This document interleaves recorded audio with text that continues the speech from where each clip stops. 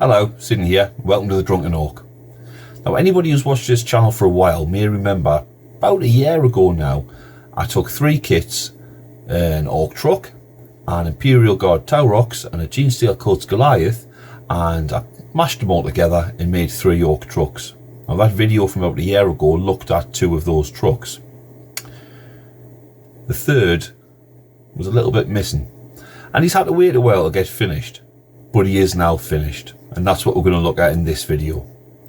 So first of all, let's have a look at the Ork Trukk. Now this is a standard Ork Trukk, virtually standard anyway. There's a couple of little alterations on it. I've painted mine up as Bad Moons, and there it is. It's a nice solid kit. It makes a cracking kit for kit bashing and converting, because you're basically building a truck. You're putting in things like drive shafts and fan belts and engine blocks and axles. You know, if you turn this upside down, you'll see a truck. You won't just see a hollowed out blank bit of plastic like you do on some of the other kits. So it's a great kit to work with. This is what I put together with the Goliath kit. There's a bit of plasticard involved in here, as well as some truck bits. And the wedge ram on the front is basically cocktail sticks and plasticard work.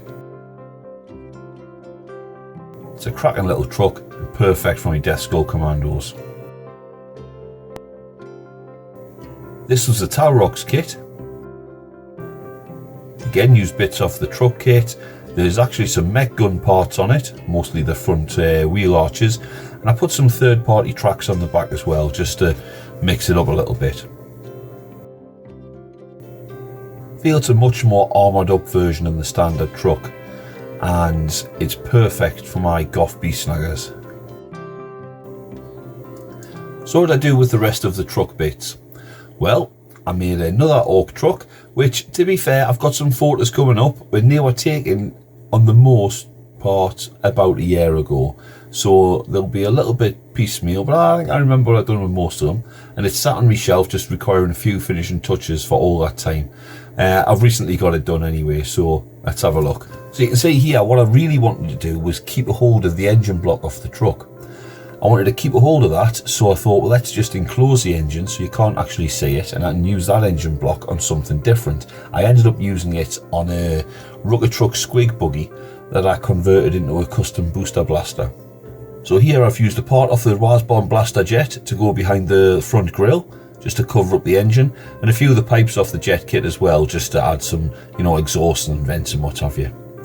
I stuck some battle wagon wheels on it because they're altogether just a bit bigger and beefier than the truck wheels. And as you can see here, I stuck the battle wagon tracks on it as well because I do like those tracks. I did consider just not gluing them together and using one side of the tracks to do both sides. So instead of gluing the left and right piece together to form each individual track section, just use one track section to do both sides of the truck. But they were just a little bit thin and weedy, so in the end I thought, I'll just use the full set. And I picked those tracks up from a bit site. They cost, I think they were about £5-6 quid or so at the time just to pick them up, which I think is well worth it because they are very nice tracks. I did have to extend the back a little bit to fit those tracks, not just in length but also in width. It was going to be a bit wider, and I've got the driver just sort of like in position there, just as a stopgap really. Now for the gunner, I decided to leave the gunner off as well. I was going to use a fully enclosed gun turret, and this is the turret off the battle wagon kit.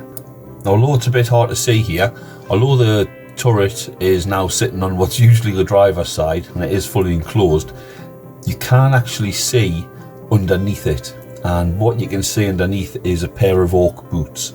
So I put some boots in just so if you do, you know, pick it up and angle it right and have a squiz inside, you can see the Ork inside. At least you can see his feet anyway.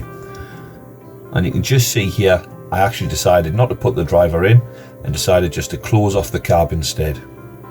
Better angle there. And again, I just built it up with plasticard and then stuck a bit Orky bits on. One is the windscreen off the truck. I'm not even sure what that other bit's from, the one on top. But I stuck a hatch on it as well, just so you've got a way to get in and out. And a stick bomb launcher on the side, as well as a little vented window so you can have a look out the side as well. On the back, on this, there was a couple of resin bits who were the supporting arms on the death roller from Puppets War. Now I'd used the death rollers, I bought 2 of them, and I used them as the big old death roller on my Battle Fortress. Didn't really have a use for those arms, thought they were a bit spindly for the death roller, to be honest, so I just chucked them in the bit box, and lo and behold, I got a use for them here.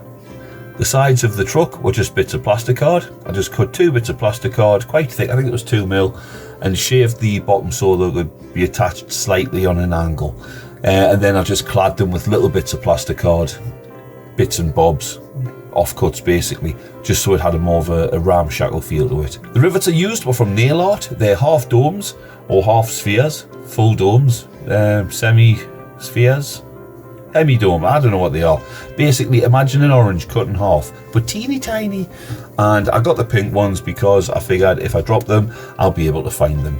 That turned out to be a bit of a pipe dream, never worked. I drop them, I lose them. But I used those as rivets. I've also used a lot of Meng ones recently, but I still had those knocking about at the time. And on the back of the truck, you can see I've added some glyphs and more armour plates, as well as some of the track guards just as mud flaps. And I've put some checks on. Now I put these checks on occasionally. I just cut lots of little squares of plasticard and then glue them on the checkerboard pattern. It just makes painting them so much easier, and you could really just paint them all black, pick out the white on top, give it a quick lash of Nuln Oil, and then just dry brush them very slightly with white from one angle, and it just highlights them up beautifully. Here is a truck once it's been primed and given a base of metallics. You can see I stuck a little nitrous gas bottles on the side of the engine as well, for to help it go faster. And there it is once it's rusted up. You can also see the little Goliath sort of peeking in as well. This is like proof that this is when this truck was started. People say I bang things out quite quickly. Not always. Not always. This has been a year in the making, this truck. And once it's weathered, all I really do is pick out some colours on it. In this case, the usual black and red for my Goths, as well as some of the Vallejo blue-green I tend to use in my vehicles just to make them pop a little bit. I also like to stick any barrels and tanks and what have you. I generally go green with those just because I've used red already and the green just pops that little bit more as well. And then of course I just give them some dry brushing to add some grime around the wheels and tracks. Now the eagle-eyed amongst you might have spotted that it's also now got a soft top on the back. This is something I've been meaning to do for a while, and this is one of the things that really sort of dragged this out from kind of almost done to, oh no, I'll do it later. I got my hands on a Hessian shopping bag, which was a really like a fine Hessian shopping bag, like a tote bag I think they're called, as opposed to like one of those rough ones made with a like hemp or something. I cut it roughly to the shape I wanted it first anyway, and then soaked it in Mod Podge. Then you just rolled up the left and right sides, and they'll pretty much stick where you've rolled them up to. Wrap the front of it around the crossbar and then split the back so it's got little tent flaps. And when it dries with a hard shell. The Hessian itself, I just left the colour it was, which was Hessian colour. Like, you know, brown and that. We'll give it a quick wash with something, I think it was something on the lines of Agrax or some equivalent, and then dry brush it up with a bit of bone white just to pick out some highlights. And on top, I put a skull and crossbones, which I like an old skull and crossbones dotted around on my Orks.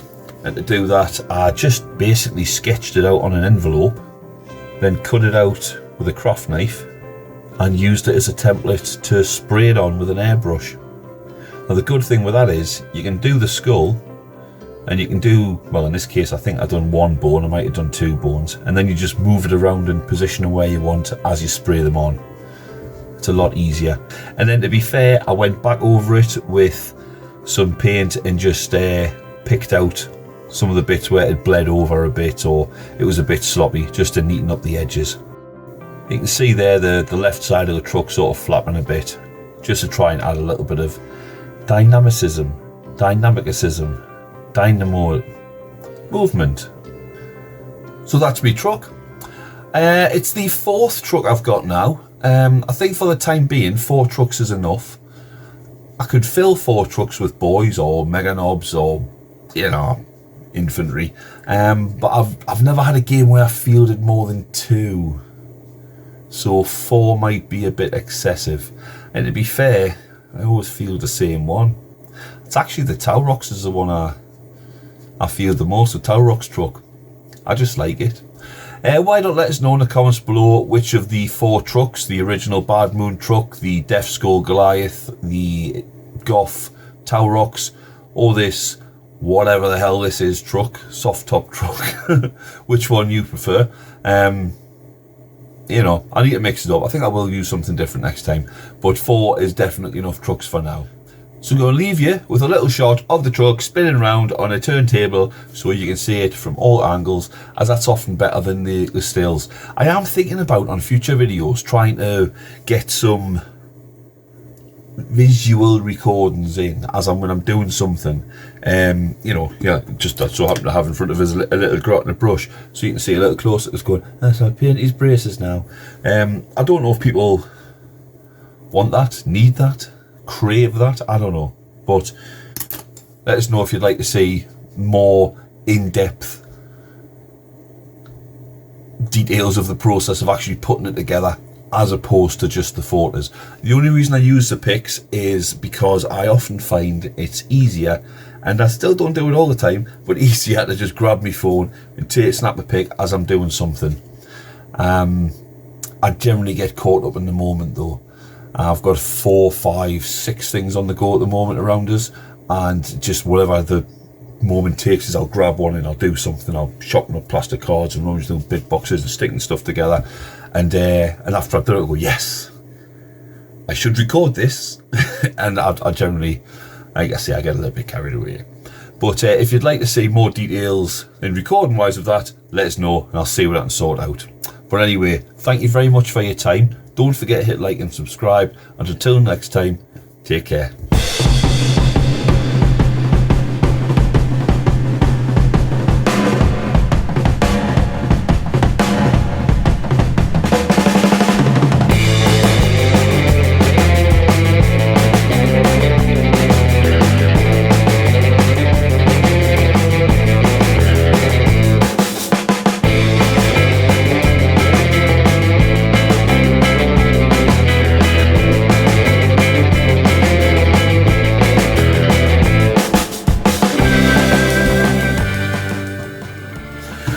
That is that. Pew! Finger guns! Blasting you! Finger blasting you! Oh, that's not all that means.